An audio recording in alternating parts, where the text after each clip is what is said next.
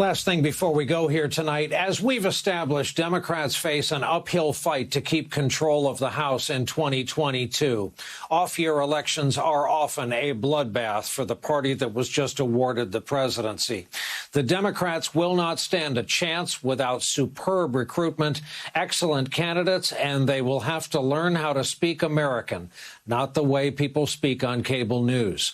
To that end, we want to show you the first ad for the man running against Jim Jordan in Ohio. In fairness, Jim Jordan gets his share of cable news airtime. He's assiduous about his personal brand, scorched earth Trump supplicant, anti-science, anti-suit jacket for that matter. And here's his congressional district back home in Ohio. Because elections have consequences, it is designed to get Jim Jordan reelected.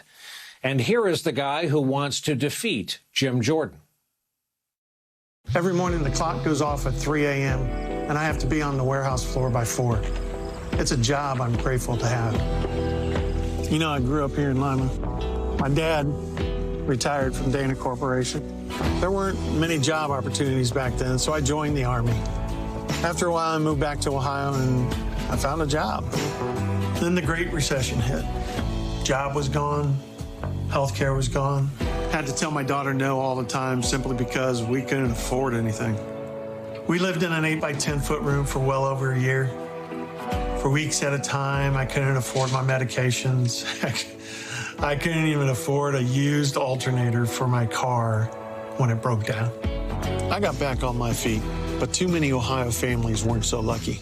We paid Jim Jordan nearly $180,000 to represent us. But time and again, he takes our money and screws people like you and me.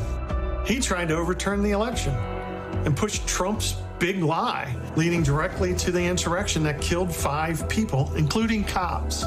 He supported Trump's plan to kill Obamacare. Now more than 600,000 Americans have died from COVID, and all Jim Jordan wants to do is argue with Dr. Fauci about masks.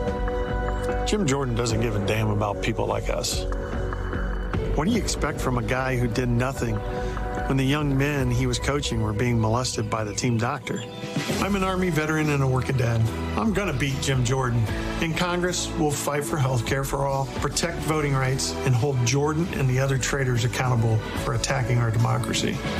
Jeff Seitz for Congress. Gets your attention, doesn't it? We should note Jim Jordan has denied he knew anything about sexual abuse when he was a wrestling coach at The Ohio State University. While we also note that Jim Jordan, while in Washington, has watched this battle been joined back home in Ohio. That is our broadcast for this Wednesday night, with our thanks for being here with us. On behalf of all our colleagues at the networks of NBC News, good night.